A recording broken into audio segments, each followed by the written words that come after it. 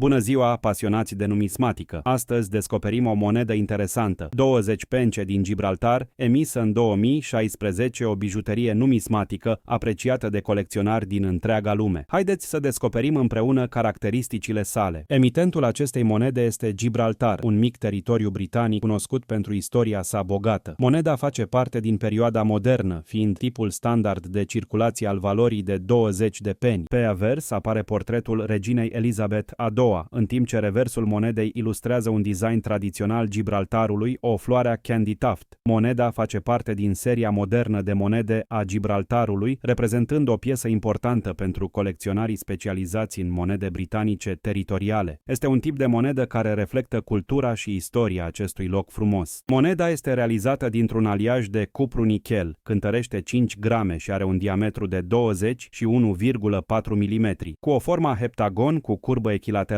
cu 7 laturi, a fost concepută pentru a fi practică și durabilă. Este o monedă de circulație standard, emisă în anul 2016. Moneda este catalogată sub numărul KM, numărul 1511 în Standard Catalog of World Coins. Dar ce face ca această monedă să fie atât de valoroasă? Păi, valoarea unei monede este influențată de mai mulți factori: starea de conservare, raritatea și cererea pe piață. O monedă bine conservată cu urme minime de uzură atrage atenția colecționarilor. În prezent, valoarea acestei monede pe piața numismatică variază între 0,80 și 2 dolari și 3,09 dolari în funcție de gradul de conservare și cererea de pe piață și de alte caracteristici specifice. Pe site-uri precum eBay, NGC, PCGC și diverse site-uri de licitație puteți găsi această monedă la prețuri diferite. În concluzie, moneda 20 de pen 2016 din Gibraltar este o monedă foarte interesantă, cu un design frumos și o valoare decentă pe piață. Dacă sunteți pasionați de numismatică și iubitori de istorie, această monedă ar putea fi o adăugare interesantă la colecția dumneavoastră. Această monedă reprezintă o piesă accesibilă și interesantă pentru colecționarii începători și avansați deopotrivă. Abonează-te la canalul nostru pentru a descoperi alte monede valoroase și sfaturi utile pentru colecționarii începători și avansați deopotrivă. Lasă-ne un comentariu dacă ai și tu o monedă de 20 de peni din 2016 și spune-ne povestea ei. Important, înainte de a lua orice decizie de investiție, consultă un expert în numismatică.